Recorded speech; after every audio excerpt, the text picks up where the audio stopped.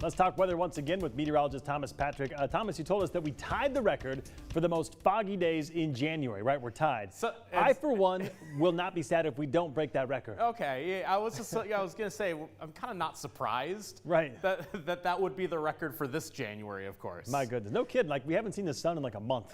Yeah, actually, the Weather Service tweeted out this awesome thing. We should retweet that right after this weathercast. It's basically like a time lapse, but it's just a single picture of the satellite imagery of every day since I think January 9th. It's like clouds, clouds, clouds, clouds, clouds. It's like, yeah, not surprised. That's really what it's been the last couple of weeks here. Still have fog in the forecast for a couple mornings before we finally break the stagnant weather pattern heading into the weekend. I do want to start with the fog, and I start with our mountain pass forecast because I wanted to show the lookout pass camera again.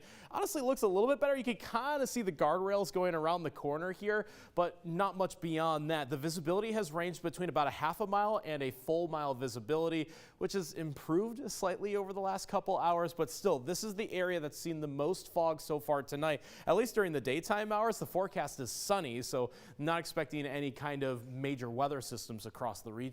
You look at our computer model in terms of visibility, it doesn't look all that bad. Again, not aggressive in terms of the coverage and widespreadness of the fog, but the patchy fog is still very intense in places, and this is what's caused us to have so many foggy days recently. In fact, this metric of having 18 total days of dense fog, it's at any point during the day. So even if it's just for a couple minutes of a quarter-mile visibility, it will kind of tick that ticker there. 18 days tying the record for the most January days of fog, with records only going back to 2005. But still, not all that surprised considering our weather pattern. Still pretty quiet, very weak jet stream on top of us, so not seeing any big kind of snowfalls in relation to that. But as we look at the weekend, partly cloudy Saturday, snow likely during the evening hours on Sunday, and that's that low pressure area that starts to come into the frame. It moves through British Columbia on Sunday.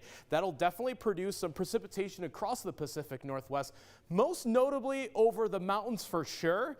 As for how much might fall in our area, cities, valleys, lowlands, that's still to be determined, but it's at least likely that we get some kind of snowfall, say for like central Washington. That snow shadow effect over the Cascades looks like it'll be in play for that event. But it is the only event that we have precipitation in our 7-day forecast. Temperatures still pretty consistent through the weekend. Look, whatever we get, as long as it's different, I'm okay with that. Yeah, same here. Thomas, thank you very much.